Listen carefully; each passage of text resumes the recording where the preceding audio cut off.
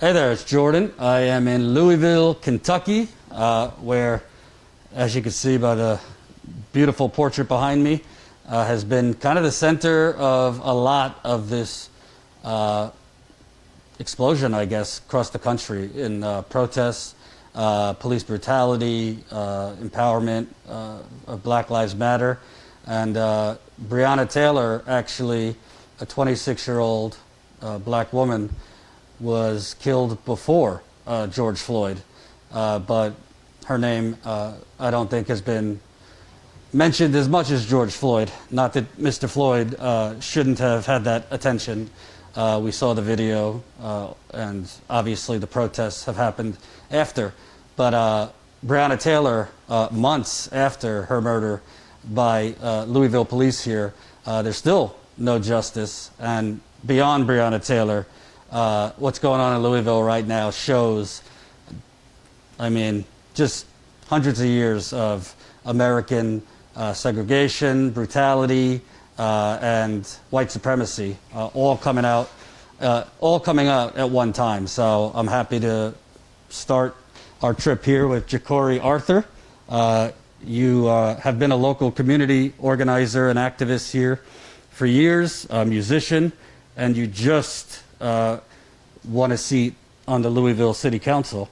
So I want to start with what you told me before, because I guess before this explosion around the country, this movement for Black lives, white people starting to become a little bit more aware of systemic racism, you were talking about those things in your campaign, and I guess people told you, like, maybe not so much talk about the racism. Can you kind of tell me about that? Absolutely. I announced to run for Metro Council in December of last year, 2019. And when I announced, I talked about having a Metro Black agenda, one where we fixed the wrongs done and the brokenness that exists within the Black community, from jobs to education to healthcare and beyond. And I was told to be careful talking too much about race, because Louisville was not ready to have that conversation. And then you fast forward half a year later, that's the only conversation being had. And I'm so glad that I stayed true to my roots. I truly believe we won because we had nothing to lose. We are already at the very bottom of society, socially, politically, and economically. So what other choice did I have to beat the social justice drum as loud as I possibly could, so that we could get justice not only in these streets, but also in political office? Tell the audience kind of what is the background of the Louisville Metro PD before this incident. Take us through the decades, because there's similarities to other police departments, but we're steeped in the old Confederacy here and all of that. So I'll take us back centuries first, because to understand the Louisville Metro Police Department, we have to understand the Louisville Police Department, which is what it was before our city merger. And it was founded in the 1820s, and that's in the thick of slavery. And it was founded to maintain, patrol, and regulate the slave population, capture them, lynch them, burn bodies, literally. It was created to protect private property, private capital. And unfortunately, in the case of the institution of slavery, a slave was private property. We were property. We were not even people. So that's why our police department was created. And this occurred, of course, it occurred through the Civil War. And we actually started to see Black police officers, but not until the 1920s. And the first Black man who was a police officer, his name was William Woods. He was killed in the line of duty for mistaken identity by a white drug addict. And his crime, that murder, was never brought to justice. And then you fast forward 100 years after that, 2020s, Breonna Taylor, David Yahya McAtee, who was killed by the National Guard, who came here to Louisville, just like they did over 50 years ago when we were marching in the streets for police terrorism. I said all that to say this: we were getting killed in the 1820s during the slavery pandemic. We were getting killed in the 1920s during the Jim Crow legal segregation pandemic. And we're getting killed in the 2020s during the coronavirus pandemic. The police department was created for this sole purpose, and they're still doing exactly what they were hired to do. And when you zoom in a little closer, Breonna Taylor, she is one example of someone who has been killed. We have Dewantes Mitchell here in Louisville. We have a brother named Shelby Gazaway, Michael Newby. All of these black people have been assassinated by police in this city, and none of them have been brought to justice. None. And we're still waiting over 113 days later after Breonna was killed in her home for that justice. And that justice, as we demand it, it's also important we define it. And it looks like a whole lot of different changes. But from a transactional level, we have gotten the 911 call released with Kenneth Walker, which I strongly advise everyone to listen to, just to have your heart in this situation and know why we are suffering and struggling through this whole predicament. Listen to that 911 call. 911 call with Breonna Taylor's boyfriend. Exactly. It hurts. It breaks my heart to listen to. And to a certain extent, I think Breonna's case did not pick up as much attention as the George Floyd killing or even the Ahmaud Arbery killing, because it wasn't caught on camera. And seeing is believing, and we live in the viral age where everything has to be seen and everything has to get views.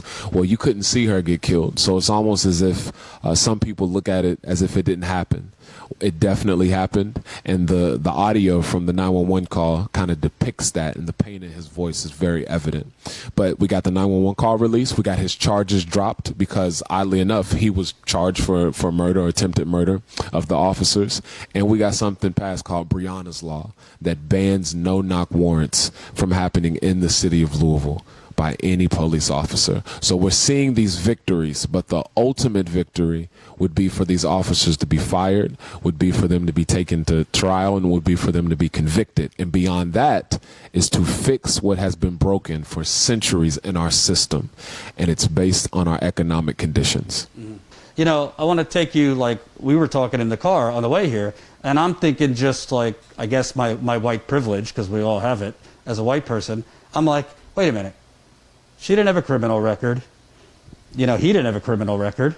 So if you wanted to interrogate her, why do you have to go in commando style in the middle of the night? Why can't you just, you know, during the day, you know, you call or you approach at work calmly and say, we have a few questions for you. And my cameraman's like, because they don't give a shit about black people. So that was kind of like my logical, the white part of me, thinking, it's beyond the pale to me that they went in there. She's an EMT. She's a medical worker. You know, she's helping the community. She's got no criminal record, nothing. You don't know. You might have theories because you, whatever, saw a suspected drug seller in her house or whatever. But it's that force in the middle of the night that I don't think gets a lot of conversation. The same reason with George Floyd. Why do you have to show up with several police officers for one stop? You don't do that to white people. And I think it goes to what you're talking about, which this is rooted in, obviously, white supremacy, slavery, and the economic segregation and violence towards black people, too. Oh, absolutely. And people oftentimes don't think about that economic piece as we shout defund police, reform police, blah, blah, blah. That's fine. Even firing these officers, okay. But that's transactional versus transformational, because if we fired those officers today, if we locked them up today, that doesn't necessarily stop them from doing what they did to Breonna Taylor in the future to someone else. It also doesn't change the fact that we are only 13% of this country's population, but 37% of incarcerations, over half of suspensions and expulsions. We are 40% of the homeless population, 50% of homeless families, and have less than 5% of the country's wealth. That's why when you hear me talk, anytime I'm out and about and I'm talking about black issues, I say the word reparations over and over and over and over, because it's about repair, because we have been broken through the systems, and because we are broken, we are out here broke. I mean, like, financially, we have nothing. We have no ownership. We don't have no power politically, socially, and economically in this country. If you got what you need economically, you don't have to sell drugs. You don't have to sell CDs like Alton Sterling. You don't have to have a counterfeit money like George Floyd. everything that we're seeing play out in front of us is because we are in positions at the bottom of a country that we built. And until we address that, until we repair not only slavery, but also Jim Crow and all of the atrocities that happened post-slavery, which in a lot of cases were worse because slavery just locked us down, but the policies locked us out, we will never see a stop to police terrorism. We will never be in a country where people can say Black Lives Matter and actually mean it. Because in some cases, if you can't afford to live, you don't even have a life. So how can we shout Black Lives Matter when you don't have a life to live in the first place? I'd like to ask you, like, you know, growing up here in Louisville, it's the same thing around the country. I've always said there's like, the government has fetishized the police, you know, propped them up to this pedestal, you know, Blue Lives Matter, they could do no wrong, you know, they have to make tough split decisions, just like the government has, you know, propped up and fetishized corporate America, and we have to bail them out, we have, you know. But the truth is, we're starting to see through this movement, I mean, I saw the Washington Post just did a story like, oh, maybe we should change the way we report instead of just reporting according to police sources, because a lot of the media just has basically reported what police sources leaked to them and just rolled it over. Can you kind of talk about like Louisville, maybe not Louisville, but Kentucky overall? I mean, there's been this, I guess, idolization of police and demonization of protesters for a long time, of Black people for a long time, of, oh, they're, you know, he's wearing a hoodie, they're up to no good.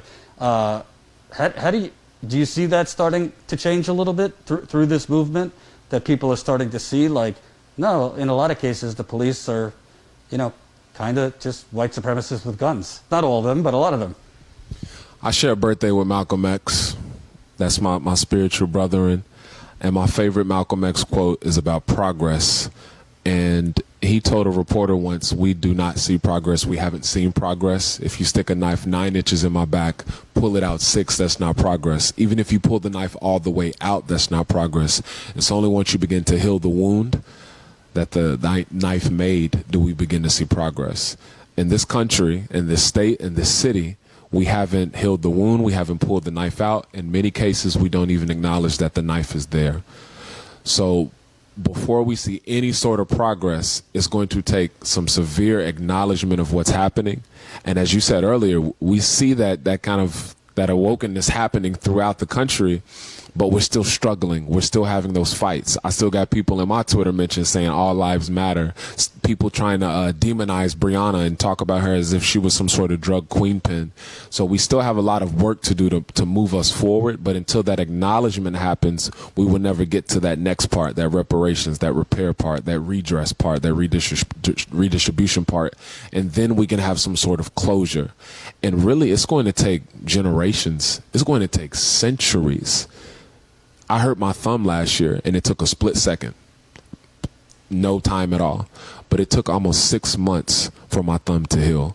So imagine how long it's going to take 400 years of oppression before we start to heal. My least favorite phrase as of late is people of color, because it erases the systemic oppression that has been placed on Black Americans who descend from slavery.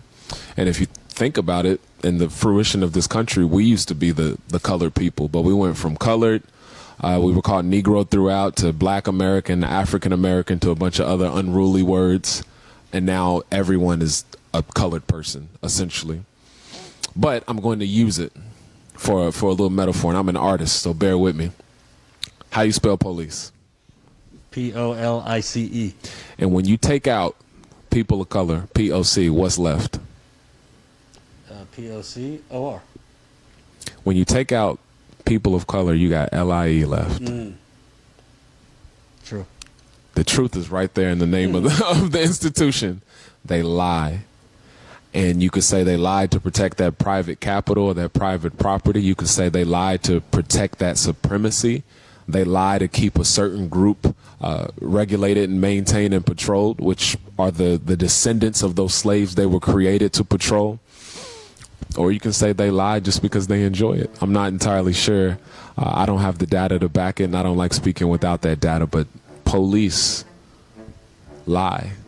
Hope you enjoyed that last video. Hop on over to statuscoup.com where you can sign up for our email list and become a member for as low as $5 to $10 a month.